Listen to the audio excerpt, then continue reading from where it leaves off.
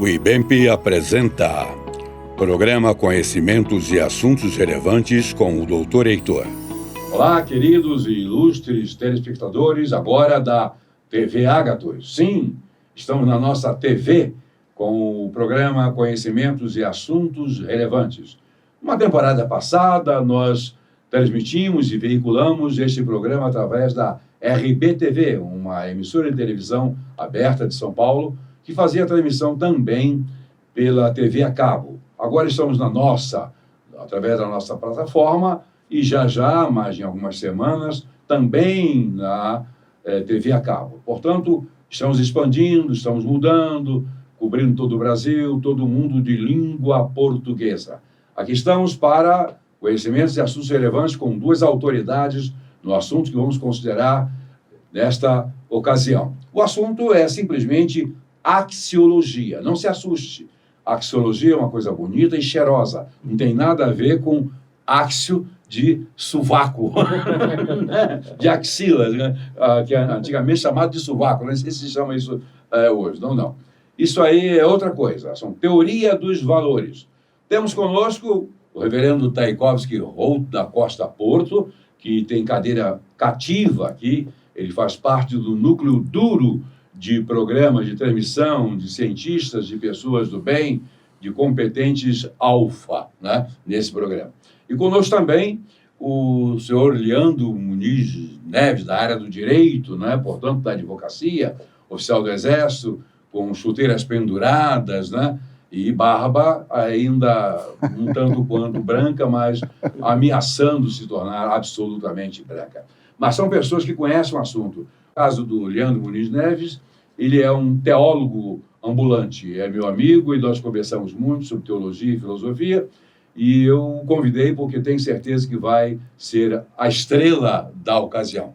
Tchaikovsky, bem-vindo por ter aparecido aqui mais uma vez. Quase. É sempre um prazer estar aqui, poder falar de assuntos tão relevantes e pertinentes. Pertinentes e complicados, né? Muitíssimo. Muito complicado. Leandro Muniz Neves. Então, é um privilégio estar aqui com essas duas sumidades no assunto, né, o Dr. Heitor e o reverendo Tchaikovsky. É um prazer imenso fazer parte desse programa e espero contribuir na medida em que o meu conhecimento pequeno for possível, mas eu tenho certeza que eu vou angariar muito mais conhecimentos do que possivelmente contribuir. Mas é um prazer. Eu gostei do início dele, sumidade. Eu vou aproveitar e sumir daqui, porque vai ser complicado dar conta desse recado. Pois bem, telespectadores, bem-vindos ao redeagatos.com e a TV Ágatos. TV Ágatos, é TV para o bem. Vamos ao assunto desta ocasião, que é exatamente axiologia ou teoria dos valores. Esse é um assunto pertinente à filosofia pura. Mas por que tratar disso? Filosofia aparentemente não enche barriga. Realmente não. Aliás, eu não conheço nenhum filósofo famoso que tenha ficado rico. Você conhece? Não. Não, você conhece? Também não. Então não vamos nos meter a ser filósofos, que a tendência é empobrecermos, certo? Não. Eles não ficaram ricos e não se preocupavam com patrimônios, com valores materiais, diríamos assim, mas contribuíram muito para enriquecer as nossas mentes. Conta-se que Aristóteles disse que se você casar com uma mulher muito boa, você vai ser feliz. Mas se você casar com uma mulher ruim, você vai ser filósofo. Pois é, eu acho, então, também, que ele estava certo, né? Pois bem, do que se trata propriamente a axiologia? Eu vou começar com a autoridade máxima aqui, que é o Tchaikovsky. Né? Maximamente mínima, né? Pois é. A axiologia vem do termo grego axiologia, que é o estudo dos valores, como já estamos ouvindo até aqui.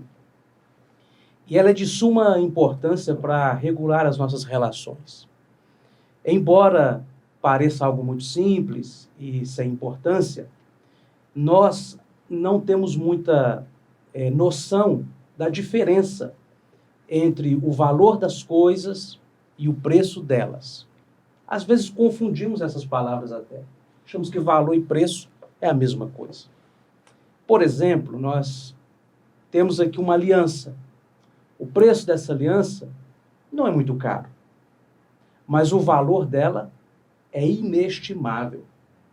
O filósofo alemão Max Scheler diz ele que o valor ele precede o próprio objeto, porque tem a ver com o personagem que está ligado a ele.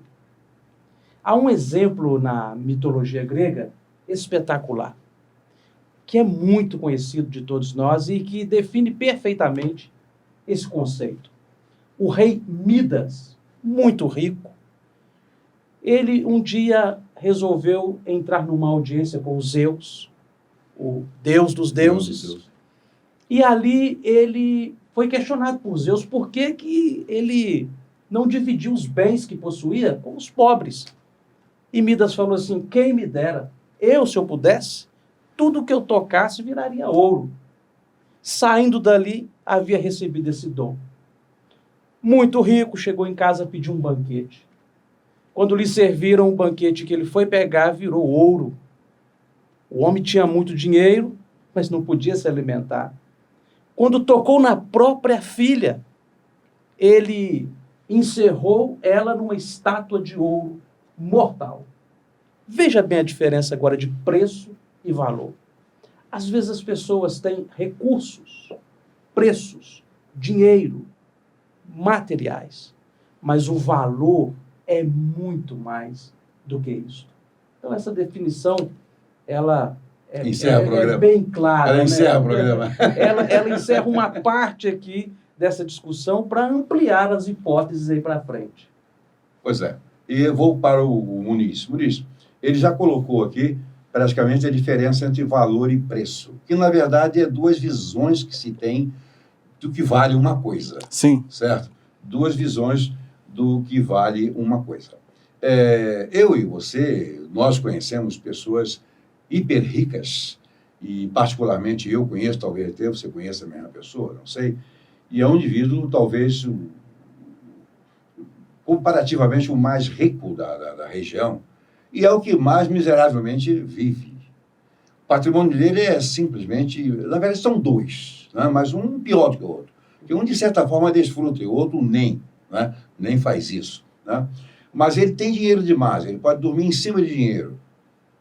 Aquilo para ele é valioso. Na verdade, não vale nada, né? E o que vale, diríamos assim, de fato, hoje ele está perdendo. Ele está perdendo, né? Porque, na verdade, todos aqueles que atribuem valor àquilo que, de fato, não tem, perdem a noção de valor. O que você considera a respeito dele? A colocação do reverendo Tchaikovsky me fez lembrar também de um caso bíblico, que é o caso do general Naamã. Naamã, naquela situação em que ele se encontrava, convalescendo de uma doença, né, de uma lepra, ele se apresentou ali ao profeta, né, e o profeta o orientou, né, através do seu auxiliar lá, que ele tomasse um banho lá no rio, mergulhasse no rio 7 vezes, né? E pelo fato de Naamã ser um general e ele ter ali alimentado o orgulho que trazia daquela posição que ele ostentava, ele num primeiro momento, ele resistiu à orientação do profeta, né? E ele disse: mas por que tomar um banho no rio, quando na minha cidade, no local onde eu vivo, tem rios de águas muito mais puras, muito melhores para se banhar, fazendo assim uso do orgulho que ele tinha, do valor que ele tinha, que ele percebia da posição que ele ostentava.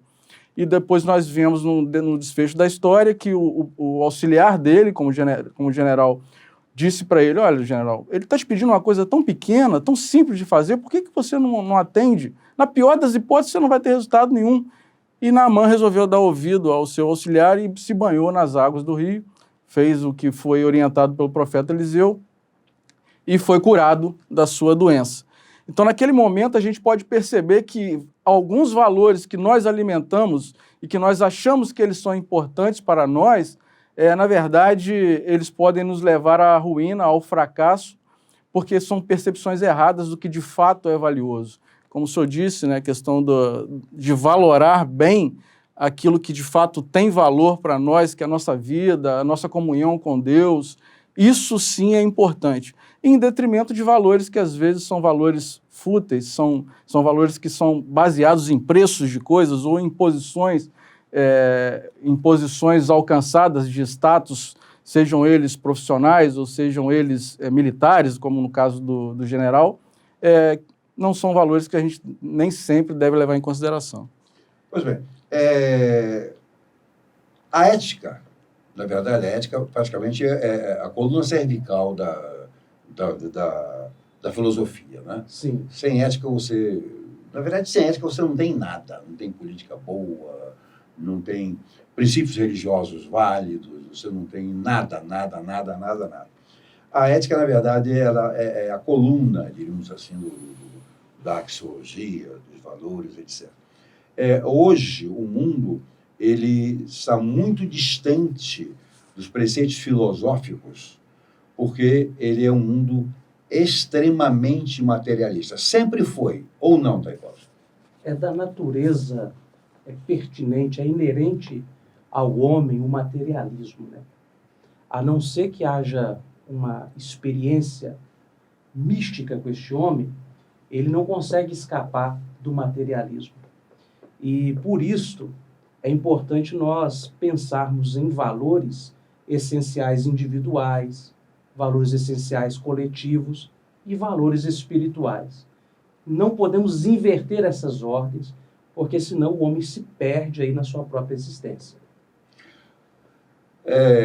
Leandro Muniz Neves, né?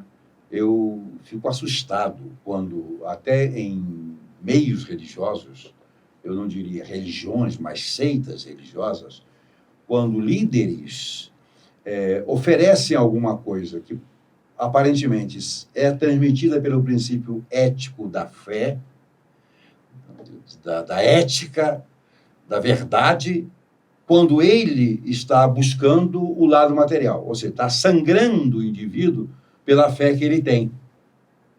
Está se locupletando. Essa palavra não é palavrão, não, vocês podem ficar tranquilos. É assim meio estranho, né? É igual putrefação também, não é palavrão. Procure saber, ver o dicionário. Então. Ele está se locupletando da fé do outro para dele tirar aquilo que ele acha que é valioso, que é o dinheiro. É uma usura, né? Isso aí, isso é uma maligna dicotomia, né? Para lá eu proponho o emprego do ético, moral, de valor, e para cá, para mim, eu quero o seu dinheiro. O que você acha disso? Então, isso é uma prática, em sua essência, religiosa, né? Em detrimento daquilo que de fato é o Evangelho. O Evangelho ele não ensina isso. O Evangelho, na verdade, ele nos chama a servir. Ele nos chama a uma busca de santidade, a uma busca de uma comunhão com Deus na sua mais absoluta pureza. E quando pessoas usam esse evangelho que traz o conceito da servidão, que traz o conceito da busca da santificação, para usurpar daqueles que também buscam de igual forma, mas sob uma autoridade exercida por líderes dessa igreja local, é óbvio que ele fere todos esses princípios éticos e morais. Você colocou muito bem algo que eu comecei falando e introduzindo, pensando exatamente como você pensou. Mas isso não está circunscrito só a princípios religiosos e tais religiões católicas, não. Isso existe também em instituições com propósitos filosóficos muito bonitos. Um dia, uma pessoa amiga, um cara sério, disse: Heitor, vamos entra na organização que eu participo, porque você vai servir e vai se servir. Eu digo: opa, tem alguma coisa errada aí. Porque eu percebi que não seria eu o único a entrar para servir, mas pensando talvez primeiramente, principalmente, em me servir. Isso anula totalmente os princípios filosóficos e morais daquela instituição. Não tenho nada contra, não estou falando mal, até porque não falaria, por uma questão de ética, isso já faz parte dos meus valores, eu não falaria mal dessa, porque esse indivíduo não representa de maneira nenhuma aquela instituição, aquela sociedade. Ele não representa. Porque ninguém representa a instituição moralmente, não representa moralmente a instituição a que você faça parte. Não, você é um. A instituição é muito maior, né? Mas eu achei estranho, porque como é que você vai entrar com uma coisa que tem por proposta servir para se servir, né? Isso é diferente do Evangelho, porque o verdadeiro Evangelho começa em Cristo, que veio para servir e não para ser servido. Ele veio para dar a vida e resgate de muitos, está por aí. Aristóteles e a ética. Tchaikovsky, depois do intervalo, né? Vamos ver se a gente fatura alguma coisa nesse momento também. Descansamos um pouquinho e temos aí umas propagandazinhas para você assistir. Voltamos já já. O IBEMP, Instituto Brasileiro Evangélico Memória Pastoral de Caráter Filantrópico, associou-se ao Banco Santander, que administra fundos financeiros, e criou um plano de investimentos com alta rentabilidade. Convidamos você para se associar e, assim, realizar os seus sonhos com segurança e tranquilidade. Venha para o IBEMP. Saiba mais em ibemp.com.br.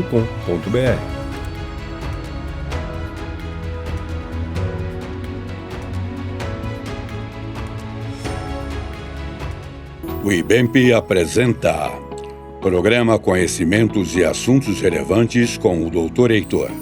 Telespectadores da TV Agathos, este é o Conhecimentos e Assuntos Relevantes, hoje tratando de axiologia, teoria dos valores. Terminamos o bloco passado, eu estava transferindo já para o Tchaikovsky a questão do nosso querido Aristóteles. O Ari, para os íntimos, né? Ari para os íntimos. O Aristóteles é importante, tão importante para a filosofia quanto Jesus Cristo para a salvação, né? Sem Aristóteles não teria muita coisa.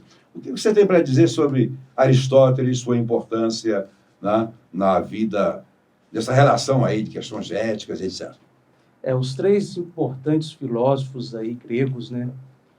Os pilares da filosofia, Sócrates, Platão e Aristóteles. Enquanto Platão ele é mais místico, mais transcendente, Sócrates ele trabalha dentro do campo da racionalidade. Ele é o filósofo das categorias, ele divide em bloco as ideias. Ele pensa de uma forma que você consegue organizar os pensamentos. Muito didático, né? Muito didático. E ele coloca como uma das principais áreas do pensamento, que é o que ilumina o homem, que restaura até a dignidade do homem, a ética. A ética como caráter. Ele trabalha a ideia de que se nós semearmos um modus viventes, um comportamento bom, um modo reto de vida, nós vamos transformar isso num hábito, que isso vai transformar o homem numa pessoa melhor. Então, é basicamente o pilar fundamental aí da sua filosofia, né? A ética, o costume da boa moral. Pois é, se esses dois primeiros já são bons, agora e o Ari. O Ari para os íntimos. Ari para os íntimos. Então, o campo da ética na filosofia, ela tem o seu valor, mas também no direito, na teologia, porque tem a ver com a forma que lidamos com o outro e conosco. Isso é o princípio da vida, né? Sem esses princípios filosóficos desses três papas, diríamos assim, e finalizando com a questão do Aristóteles, nós temos o fundamento das boas relações, das sinceras relações, diríamos assim, da verdade entre as pessoas. Porque nós temos essa tendência de ver os valores no outro, mas o conhecimento dos outros, mesmo para avaliá-los como maus ou bons, depende de uma única coisa, de como nós nos vemos, como nós olhamos para nós mesmos, né? O que é ser bom para mim? Não adianta eu achar que você seja bom. Eu estou achando que você é bom em relação a quê? Há uma bondade absoluta? Impossível, que a bondade absoluta, a perfeição absoluta, a ética absoluta está fora do universo humano, está em Deus. Então, toda a filosofia, ela se volta para o homem, enquanto se observa, enquanto se projeta no outro e vê de si os defeitos projetados lá, ou as virtudes projetadas lá. Não é? Então, a filosofia, que parece ser uma coisa inútil, não é. É uma ferramenta relacional perfeita. Perfeita.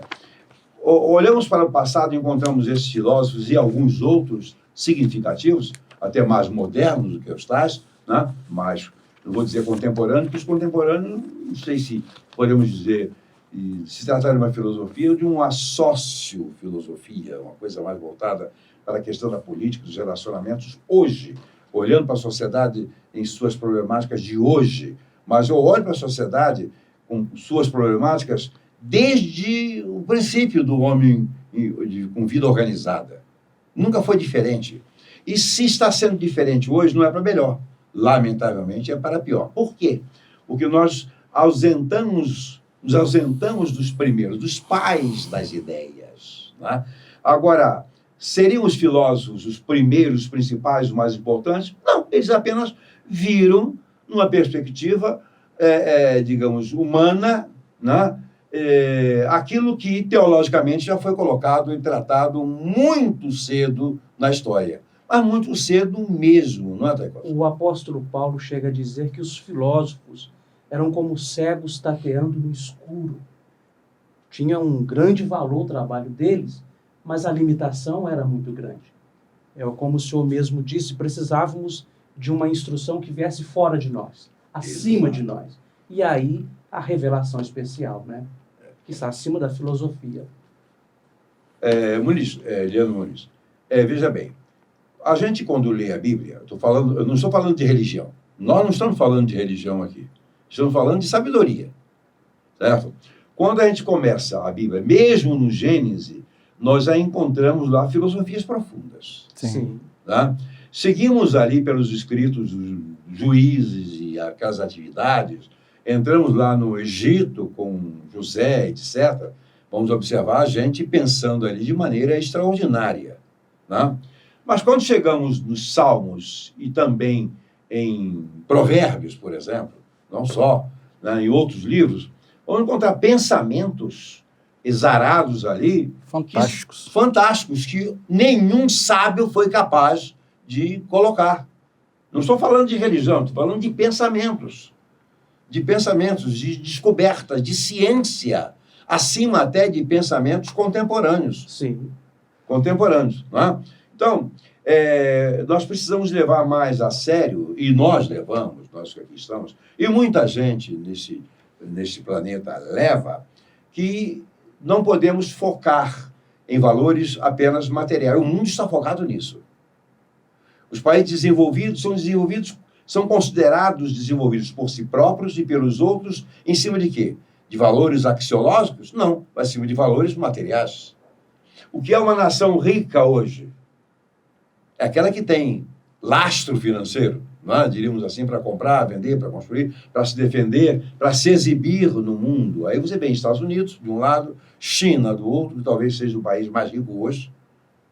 Digo, talvez porque eu não sou um economista, para saber tão bem quanto. Né? Os países chamados desenvolvidos, todos eles se orgulham do que têm, do que podem fazer, mas todos eles estão mergulhados numa condição miserável do ponto de vista humanitário. Estão derrocados, ou seja, que é uma derrota moral, ou seja, estão descendo, são animalizados, eu considero assim. O que você acha disso? Então, antes de abordar esse assunto especificamente na propositura do senhor, eu queria trazer aqui uma questão ainda voltando a Aristóteles. Né? Aristóteles ele relaciona a ética com dois aspectos diretos, que é a virtude e a felicidade, né?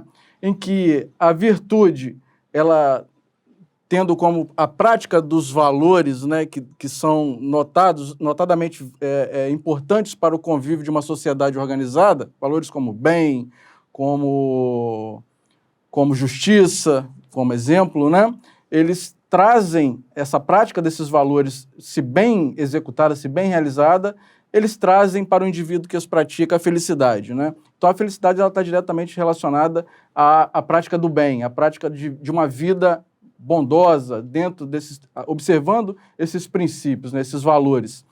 E ele ressalta que a questão da felicidade ela não está relacionada à posse de bens materiais, né, a riquezas, a detenção de ouros, enfim. ela está relacionada justamente a essa prática do bem. Se você pratica o bem, você é feliz. Se você se você vive de acordo com esses valores, com essas virtudes, você consegue atingir a felicidade, porque isso se torna uma prática recorrente e automatizada, como propôs o reverendo Tchaikovsky. Mas é interessante observar, e ainda assim fazendo referência àquilo que o senhor disse anteriormente, que esse conceito de bem, esse conceito de justiça, ele é muito relativo. Então, como saber se de fato se pratica o bem ou se de fato se pratica a justiça? Porque o que é justo para mim pode não ser justo para o reverendo Tchaikovsky, por exemplo, de forma absoluta, de forma relativa talvez, mas de forma absoluta pode não ser. E aí Aristóteles vem trazendo um outro conceito, para que se tenha essa ideia, né, de que de fato o que se faz, o que se pratica é justo. E ele traz o conceito da prudência. A prudência ela vai ensinar as pessoas a agir prudentemente, ou seja, numa linha mediana entre aquilo que é pouco praticado ou aquilo que é muito praticado, aquilo que é omitivo ou aquilo que é exagerado. Então, a prática dessa prudência faz com que as pessoas, segundo o conceito de Aristóteles, consigam praticar esses valores virtuosos e aí sim atingir a felicidade. Então, a gente tem na Bíblia, por exemplo, dentro desse raciocínio de prudência, né, dentro desse raciocínio de observação daquilo que é de fato valoroso, de fato justo, de fato bom, para mim, um exemplo que salta aos olhos é o livro de Jó. Porque Jó ele consegue entender que a justiça de Deus ela se sobrepõe à justiça do homem, naquele aspecto que ele passou ali uma vida, naquele momento da vida dele, né, desafios, perdeu tudo que tinha, foi aos olhos dos homens, né, que estavam ali, né, e mulheres que estavam ali em volta dele, injustiçado, mas ele entendia que a justiça de Deus, que ele não era merecedor de nada aqui nessa terra, e que tudo que lhe fosse tirado, ainda assim, ele se sentiria recompensado pelo amor de Deus. Então, a justiça de Deus ela era absoluta naquele caso ali, em que a justiça humana, por mais injustiçado que ele parecesse estar para as pessoas que o cercavam, ela era relativa. Interessante. E enquanto você vai falando, vamos pensando aqui, nossas cabeças vão talvez até neurológica e mentalmente interagindo. Não sei como funciona, mas de vez em quando eu tiro alguma coisa da cabeça de vocês. Não, um versículo diz, bem-aventurado aquele que não se condena naquilo que aprova, né? É uma coisa interessante, né? Mas há outros pertinentes e até melhores do que esse, né? Existe um que diz o seguinte, você me fugiu aqui agora, mas vou lembrar, né? A respeito dessa questão de relatividade, né? De relatividade. Lembro-me de Salomão, por exemplo. Salomão foi um dos homens mais ricos, né? Era riquíssimo, sábio, né? A riqueza dele veio da sabedoria. E mesmo com o máximo de sabedoria que ele alcançou, ele não conseguiu ser feliz com o material. Foi um dos homens que teve um final de vida amargando o maior nível de infelicidade, a ponto de abominar tudo aquilo que ele conseguiu. E dizer que tudo era vaidade. Tudo era vaidade. Tudo era vaidade. O livro de Eclesiastes é a confissão de um homem deprimido, né? De um homem deprimido. Que tinha experimentado de tudo e não encontrou significado em nada. Tá. E isso continua no mundo. Quando se olha para os poderosos da Terra, são poderosos em que prisma? Pela sabedoria? Não. Por exemplo, vamos pegar eu conheço muito bem o Augusto Cury. Fiz parte de um congresso com ele lá em Recife, na verdade em Olinda, no Centro de Convenções de Recife. Ele é um homem culto, inteligente, temente a Deus, médico, um pensador de primeira categoria, escreve maravilhosamente bem. Mas se ele passar aqui na rua, e mesmo as pessoas ali é Augusto Cury, digo assim, tá. Mas passar um jogador de futebol famoso, ou um cantor famoso, atrás de quem as pessoas vão correr? Pois é. Não é? Qual esse critério de valor que está sendo adotado aí? Entre qual é esse critério? É o valor estético. Estético, né? As pessoas... O valor estético, ele faz parte do valor espiritual, mas ele pode ser confundido se você não tiver esta base ética moral. É interessante que, enquanto o nosso amigo aqui falava, o Muniz, Dr. Muniz, a gente lembrava de um termo de Aristóteles quanto a isto, que afirmava que porque o homem não ouve a sua própria consciência, ou seja, há uma ética inerente, uma moral que grita dentro de nós, mas que nós não queremos ouvir, e porque o homem é surdo quanto é isto, se faz necessário, então, o direito. O direito é a forma de obrigar o homem a fazer aquilo que o instinto determina que ele faça. A moral intrínseca, né? O imperativo categórico, e se não tiver a regulação do direito, nós vamos nos tornando que animalizados. E é um pouco animalesco pensar que na valoração de pessoas, você corre atrás de alguém por motivos insignificantes e, ao mesmo tempo, você não dá a real atenção àqueles que contribuem de uma maneira muito especial com a sociedade. E eu vou dar o exemplo. Lá em Janaúba, uma professora, ela se interpôs entre um assassino e as crianças e se sacrificou pelas crianças. Nós nem sabemos o nome dela. Enquanto isto, nós encontramos pessoas que não têm o mínimo de entrega social, que dão nome às pontes, às ruas, aos prédios públicos. Percebemos, então, que nossa percepção de valor ela está tão distorcida quanto a nossa própria condição humana. Quer ver uma coisa interessante? Vocês dois são amigos e labutamos nessa vida, nesse meio intelectual, os chamados impulsionadores sociais, esses aí, os fazedores de opinião, né? Influenciadores, né? Os influenciadores, é exatamente a palavra que eu queria, mas ela fugiu aqui, ela não tem muito compromisso comigo. Influenciadores, meu Deus, cada influenciador que está por aí. Mas nós voltamos já para continuar com esse papo meio cabeça. Vamos lá. O IBEMP, Instituto Brasileiro Evangélico Memória Pastoral de Caráter Filantrópico, associou-se ao Banco Santander, que administra fundos financeiros, e criou um plano de investimentos com alta rentabilidade. Convidamos você para se associar e, assim, realizar os seus sonhos com segurança e tranquilidade. Venha para o IBEMP. Saiba mais em ibemp.com.br.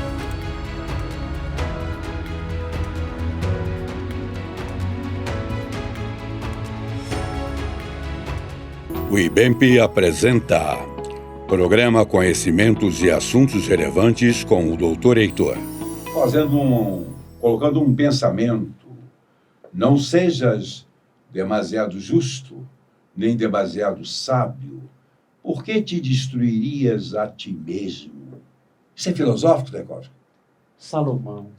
Revelação especial, trouxe essa instrução autoprotetiva, né? Que nos cura, nos faz entender a nossa condição limitada e ter paciência conosco e com o outro. Certo. Então, nós não precisamos ser, em absoluto, sábio diante dos outros. Não. Nem demasiadamente justos. Certo. Justiça sempre, mas uma justiça que destrói o outro não é justiça, é vaidade. Certo. Muito bom. E a política que conhecemos no mundo hoje, hein? Ela entra nisso como? Conveniência. Ah, tá. É uma justiça que serve a uma conveniência, que reflete muito o caráter deste mundo do lado de cá do Jardim do Éden. Né? Certo. Eu preferiria o lado de lá. Eu também. Mas não aconteceu. Mas vai acontecer. Ah, vai, não tenha dúvida. Ainda estamos na expectativa. A minha questão é só de tempo, né? Eu preciso de mais tempo para estar melhor qualificado. Só isso, né? Mas estar mais qualificado. Bom, o nosso terceiro bloco vai versar sobre natureza de valor e os juízos de valor. né? Do que se trata mesmo a natureza de valor. Vamos começar por esse tema. Natureza de valor. O que é, Muniz? Natureza de valor, eu acho que está mais relacionado à questão da percepção desse valor, né, enquanto ser humano, né? O que é de fato um valor para mim, e aí entra a questão da relativização, né? Como eu percebo esse valor do meu ponto de vista e como eu tento aplicar esse valor ou perceber esse valor num conjunto, numa sociedade, né? Um valor que seja um valor comum. É o que eu entendo sobre natureza de valor. Nessa natureza de valor deve entrar alguma coisa do ego, né? Ou seja, quem eu sou, né? Quem eu sou. Claro que eu gosto de coisas. Eu gosto de coisas, né? Eu gosto de carro, pela necessidade que tem, mas eu já gostei de carro porque eu era pobre. Então, qualquer carro, para mim, era um sinal do status que eu gostaria de ter. Gostaria de, natural. Você ser pobre e querer ser rico, né? Aí, quando você se torna rico, se conseguir tornar-se rico, você vai ver que a riqueza não deu aquilo que você achava que teria, né? A posição que você ocuparia se tivesse aquilo, né? Quando eu olhava para um aeroíris que passava, eu babava, né? Um dia eu vou ter um aeroíris. Tem um carro melhor do que já tive carro muito melhor do que o aeroíris, né? E, no entanto, esses carros também não preencheram nada em mim, além da necessidade que eu tinha e tenho. Não tenho carro por ter carro. Não tem esse negócio. Eu tenho que ter uma Lamborghini, etc. Eu tenho que ter isso, aquilo. Eu não vou ser feliz se tiver um jatinho, mas que o jatinho vai me ajudar a resolver os meus problemas, vai. Mas tem gente que tem um jatinho tão somente para poder ostentar. Eu tenho um jatinho, né? Eu lembro de um dia, foi até na instituição que eu dirigia, e alguém mandou um recado para outro dizendo que as pessoas estavam vindo de jatinho. Só que ela escreveu jatinho com um G, ficou gatinho. Fica bem mais barato, é claro. Só que não leva ninguém a lugar nenhum. Bem, Tchaikovsky, de que se trata mesmo o juízo de valor, Tchaikovsky? Você que é bom nessa coisa. O valor, ele responde a 3 perguntas. É útil? É importante? É necessário? E se essas 3 perguntas forem respondidas com sim, então tem um valor. Existe o conceito do juízo de valor e o juízo de direito. O juízo de valor é aquele juízo que nós fazemos de maneira subjetiva. Cada ser humano ele tem o seu juízo de valor sobre determinado assunto. E por isso é relativo. O juízo de fato é quanto custa uma cadeira, por exemplo. Essa cadeira custa R$30. Responde a uma resposta lógica. Agora, essa cadeira foi do meu avô. Essa cadeira para mim não tem preço, não posso vendê-la por quantia nenhuma. Então você já sai do juízo de fato para o juízo de valor. O direito, ele trabalha muito, e a filosofia também responde a isso, com o juízo de fato. Por que aquilo que aconteceu daquela forma, como foi, de que forma resultou. E a crítica daquele assunto, a especulação sobre aquelas hipóteses, já são juízes subjetivos que são foros íntimos. Não tem como ser julgado, mas são juízos de valor. Veja bem, algum tempo atrás que eu comecei a observar e fazer caber meus julgamentos. Não sou juiz, mas eu faço caber meus julgamentos de questão de valor, não julgando a pessoa, nem porque faz, nem porque tem, nem porque gosta disso ou daquilo. Isso aí eu não me ocupo, porque eu também tenho cá minhas simpatias particulares, etc. Mas eu estou aqui com um terno preto de listrinha, né, todo listrado. Tem gente que é tão magra que só tem uma lista só. Eu tenho várias, né? Mas eu estou aqui com um terno, e você também, o colega lá está com um blazer que causa inveja, né? Para poucos, né? Para poucos, né? Esse blazer, eu não sei se ele comprou ou roubou, mas que nem quando eu era criança eu cabia no blazer. Cabia no blazer dele. Mas se a gente for andando pela rua, alguém disse assim, ninguém vai dizer assim, poxa, calça bonita, etc. Com uma... lá embaixo está feito um sistema francês, né? Bainha francesa, ninguém vai dizer.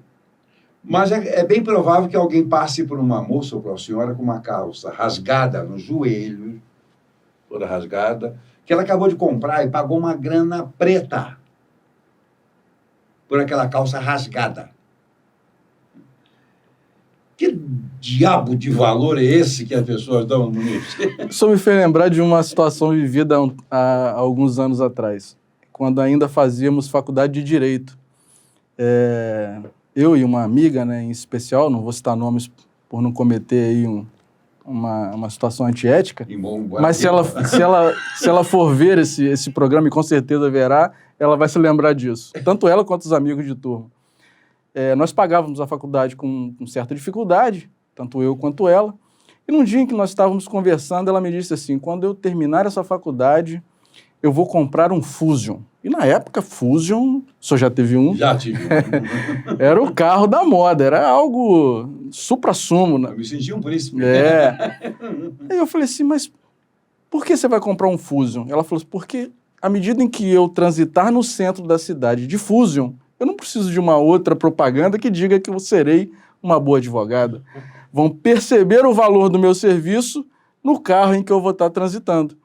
Então, assim, na hora me levou a pensar e, de fato, por alguns segundos eu dei razão a ela.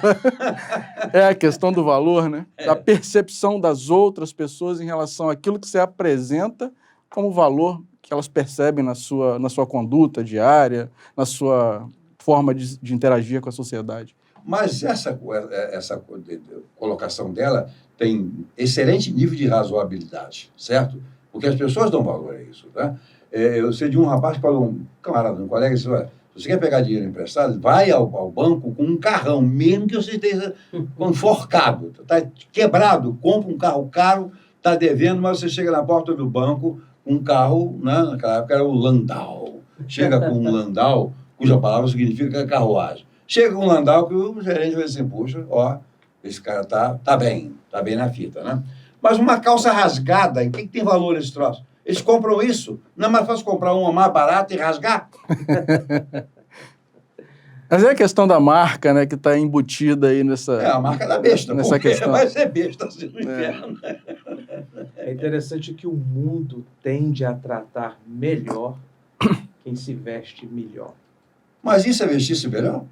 Nesse caso, ela se veste para alguém que está sintonizado naquela cadeia de valores. De valores, exatamente. Para mandar a mensagem para aquele grupo específico e também chocar o grupo que não conhece aquele código, né?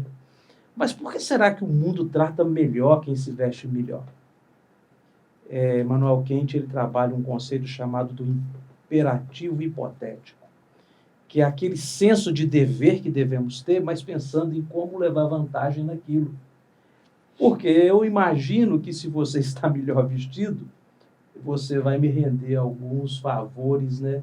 E eu preciso, então, te tratar melhor. Então, o interesse. Então, talvez por isso que os políticos se vistam tão bem, se vestem tão bem, né? É isso mesmo. Engravatado, você vai no colégio, no Congresso Nacional. Inconsciente, eles causam inveja, né? Bom, ok, vamos lá. Já sabemos que se trata do juízo de valor, e os juízos de valor, eles surgem, na verdade, dentro da sociedade de hoje, com referência a essas coisas todas que estamos vendo aí, né? Então, são balizados em função do que o outro está pensando, do que é importante, qual do meu grupo, da sociedade. Eu estou me espelhando, olhando para alguém, e como esse alguém está olhando para mim. Eu uso uma calça rasgada porque está na moda. A moda é uma questão de valor, embora não represente, em termos absolutos, valor algum. Está dentro do valor estético. Estético, né? Talvez vocês, telespectadores, não saibam que de uma moda chamada sapato cavalo de aço. Vulgo ferradura? Não, a ferradura coitado dos nossos parentes, dos nossos ancestrais burros. Eles têm que usar, né? Na concepção aí do pessoal que é evolucionista. O cavalo de aço é um sapato com uma sola de espuma. Lembra disso? Nunca vi. Manuel Muniz, lembra? Eu lembro, embora esteja afirmando aqui valores que me levam a Mas uma eu, idade... eu tinha um sapato, eu comprei, eu tinha o sapato de cavalo de aço, porque eu peguei numa promoção, era barato. Mas só que ninguém me disse que se você fosse andar na lama ou então era um tombo na certa. Eu levei um tombo que eu sujei até a alma. Calçado, mas era chique usar aquele sapato solão de sola de espuma. Mas era chique. O que tinha de chique ali? Nada. O que tinha de bonito ali? Nada. Mas era questão, era valor naquele momento. Como hoje, são valores. Esta semana passada, em relação a que estou gravando, eu passei num determinado lugar no Rio de Janeiro e vi uma pessoa que nada mais é do que uma cicatriz humana, um trapo. Andando rapidamente em direção não sei de quê, e comentei com a pessoa que estava comigo, olha aí, o que esse camarada é? O que o tornou, assim, um lixo ambulante? O valor que ele atribui à droga. Isso é triste. Não é? Que inversão de valor. Ele pega essa aliança que você se referiu lá no primeiro bloco, que tem um valor material alto para o volume, para o peso, Sim. e dá por um nada. pino de cocaína. Ele inverteu o valor. A vida tem menos valor para ele do que o prazer. Exatamente. O prazer... É o hedonismo. É o hedonismo. Aquilo que ele acha de prazer. Isso. Que acha que é prazer. Isso. Porque, na verdade, esse prazer que essas pessoas têm em relação aos prazeres maiores da vida não significa nada. Não. O prazer que estamos sentindo aqui, gravando esse programa, Pois é, sendo útil de alguma sendo forma. útil e agradável para nós, porque é agradável para nós.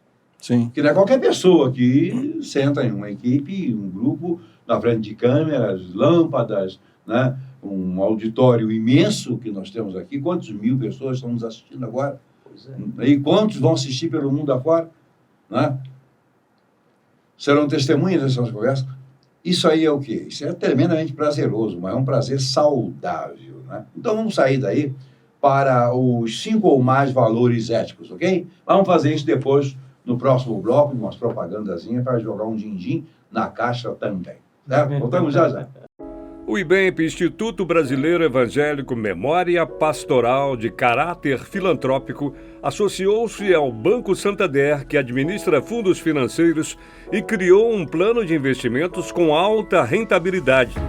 Convidamos você para se associar e, assim, realizar os seus sonhos com segurança e tranquilidade. Venha para o IBEMP. Saiba mais em ibemp.com.br.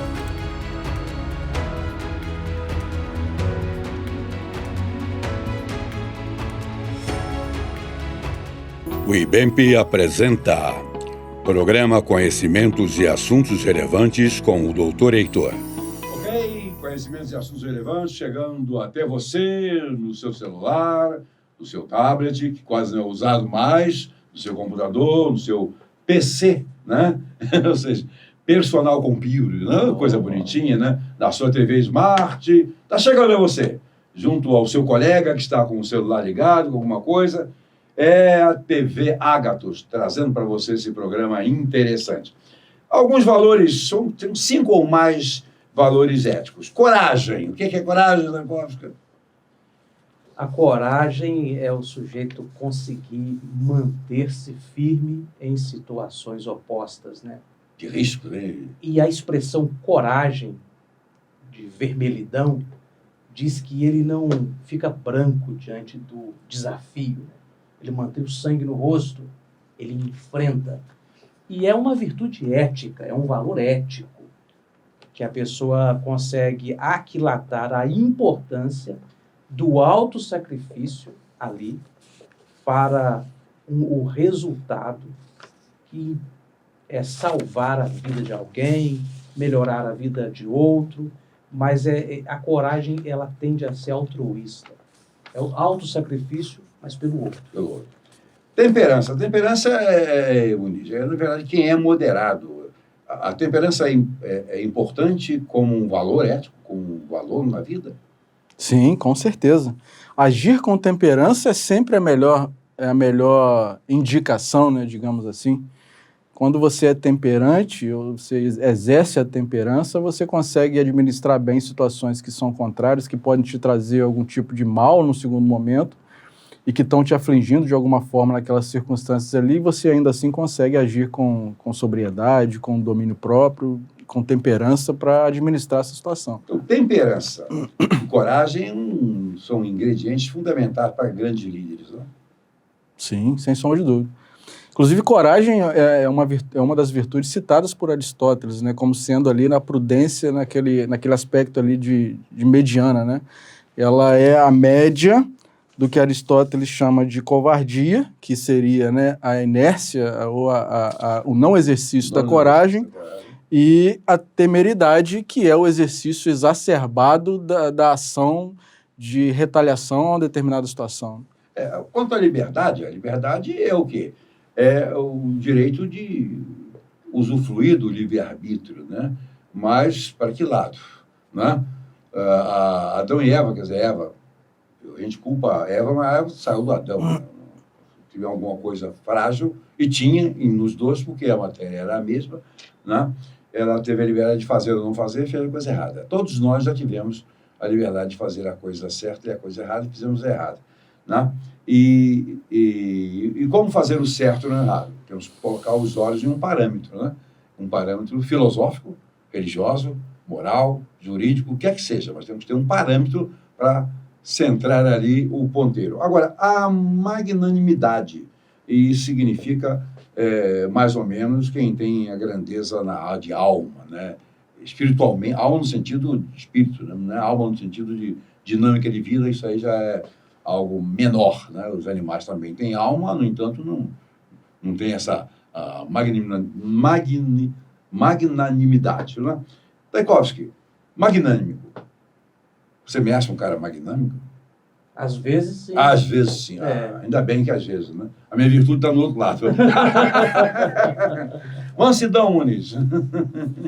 E a mansidão, o que você acha disso? Então, mansidão é uma virtude que também é muito importante de ser praticada, como todas as outras, né? Mas você ser uma pessoa mansa, você exercer a mansidão, é você saber refletir diante de determinadas situações e agir com temperança, agir com domínio próprio, para que você saiba se posicionar, né? E não saia exercendo exacerbadamente ou praticando exacerbadamente aquilo que você, num primeiro momento, poderia julgar mal sendo um direito seu. E, Tchaikovsky, e a franqueza? Que coisa danada, difícil de ser absolutamente franco, ou não? Tem que se medir os riscos, né? Às vezes, ser franco demais tem um custo muito alto também. Depende das circunstâncias. Imaginemos Raabe, por exemplo, né? Quando os espias ali em Jericó esconderam na casa dela, e ela não optou por ser legalista. Perguntaram-na: os estrangeiros estão na sua casa? Nós queremos matá-los. E ela não foi franca, porque ela fez um alto sacrifício pessoal, dizendo que não estavam ali. Se ela fosse franca naquele momento, ela teria colocado em risco a vida daqueles homens. Ela colocou na balança ali valores. O valor da franqueza e o valor da vida. O fariseu, o legalista, o demasiadamente justo, é aquele que está tão preocupado com a sua satisfação pessoal que ele não se importa com o resultado, mesmo que isso gere a morte de alguém. Já o espiritualista, a pessoa que tem o coração em Deus, se sacrifica. E tem que ter coragem para isso. Às vezes, omitir para salvar a vida de alguém, ainda que incorramos em alguma espécie de erro. E aí tem o valor utilitário da causa, né? Até para uma mentira? Até para uma mentira. Ok. Justiça, Muniz. Justiça é um valor ético muito utilizado no nosso dia a dia, né? É aquilo que traz que a base da normativa jurídica, né? Nossas leis, elas buscam fazer justiça. E essa justiça ela é buscada para que se normatize relações sociais. Essas relações sociais, obviamente, elas vêm surgindo no convívio entre as pessoas, com o avançar da tecnologia, com o avançar do conhecimento, e as normativas jurídicas, elas são editadas, né, com base na busca de uma justiça que é relativa por si só, porque a justiça absoluta ela não é possível de ser praticada nas nossas relações sociais, né? A gente tem sempre uma justiça relativa que vai se moldando à medida em que as relações sociais elas vão avançando, elas vão se modernizando. Pois é, mas essas relações sociais, essas mutações sociais que vão acontecendo, pode chegar a extremos, por exemplo.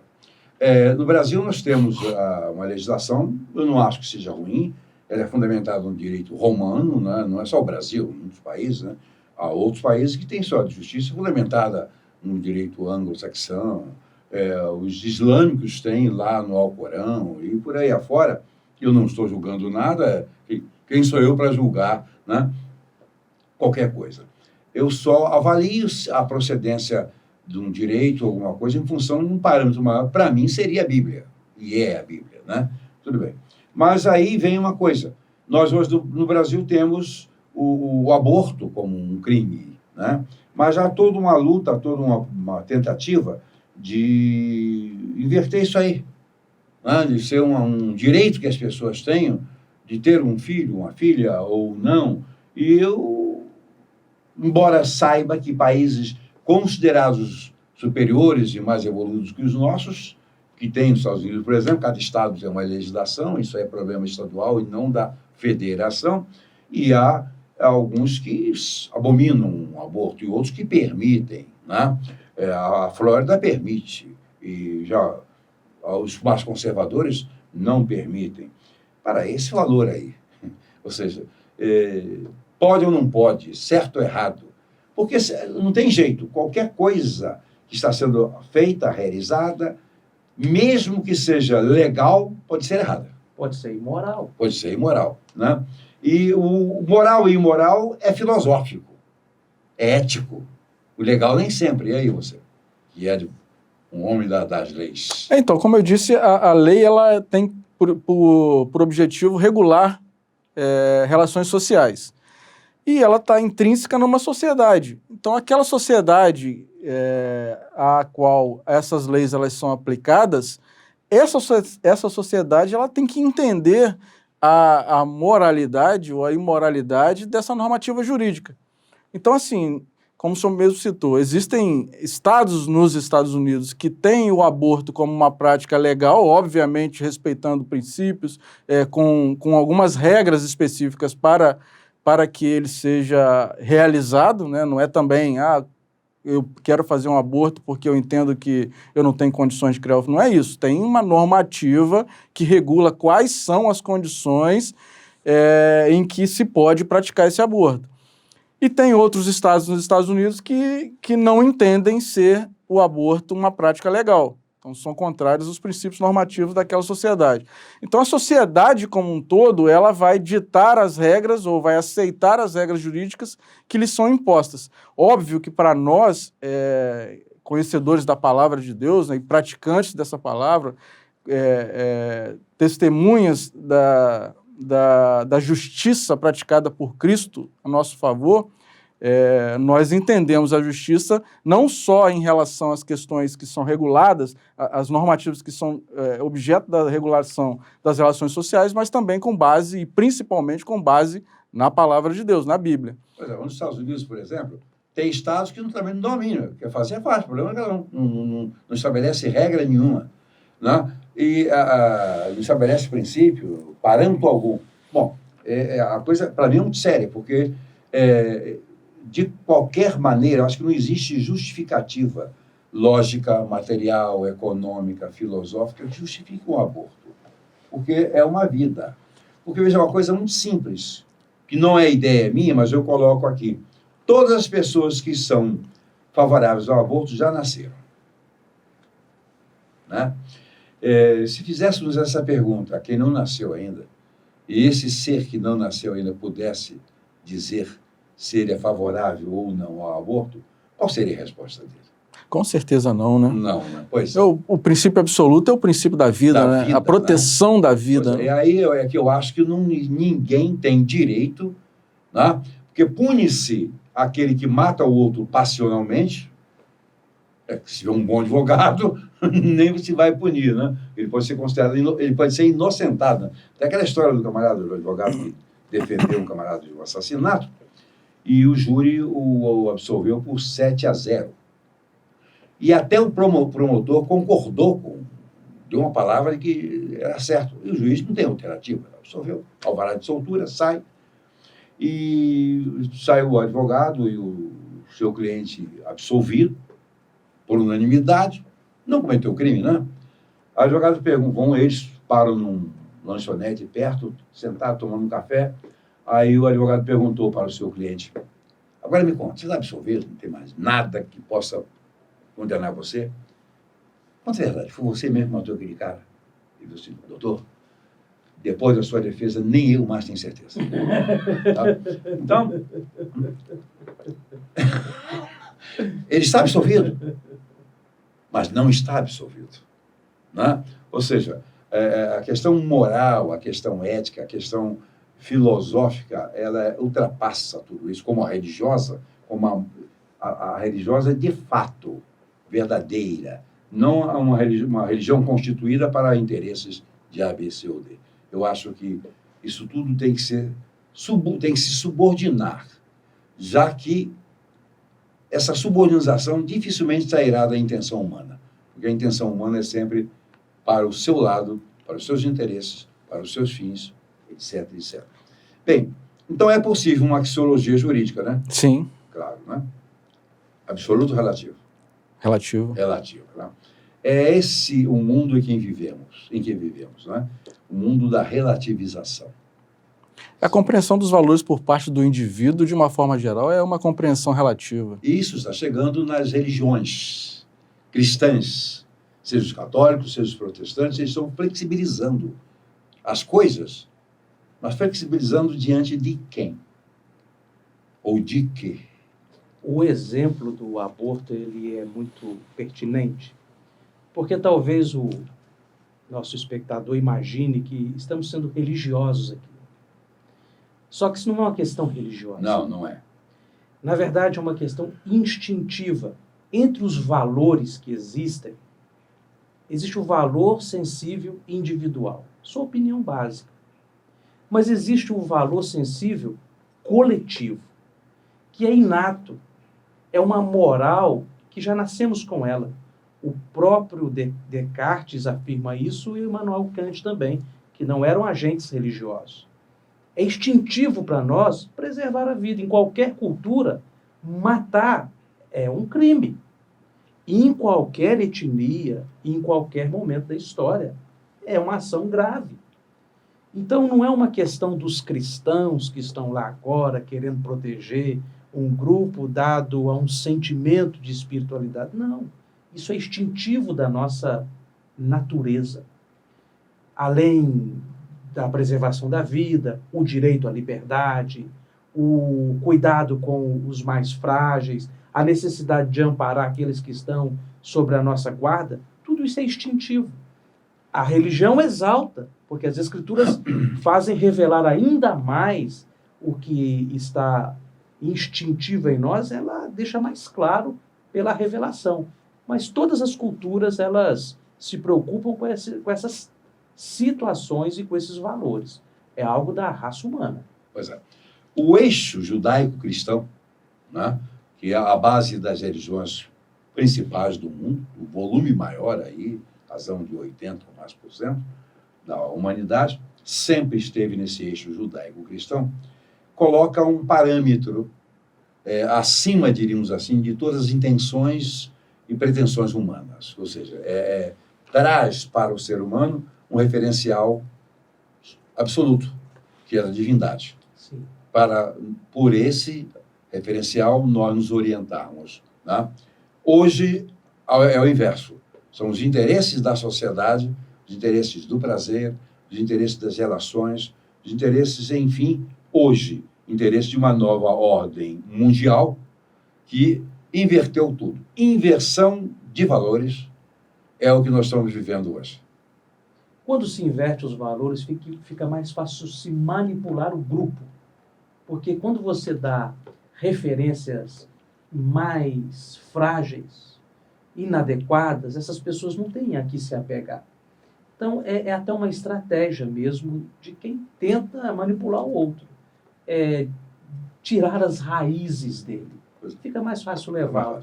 Vou colocar aqui uma coisa que me ocorreu agora. Eu não sou sábio, mas sou sabido, né? Sabido é outra coisa.